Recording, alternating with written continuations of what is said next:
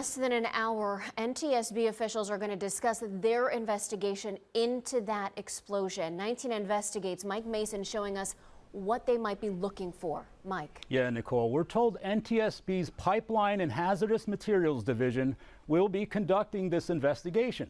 Here's what we learned about that division and how it typically operates.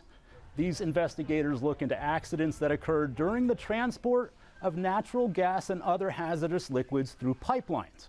They often take the lead if an accident involves a fatality like this one did, massive property damage, or even a substantial impact to the environment. If necessary, NTSB also has the authority to designate other organizations, corporations, or agencies to help with their investigation.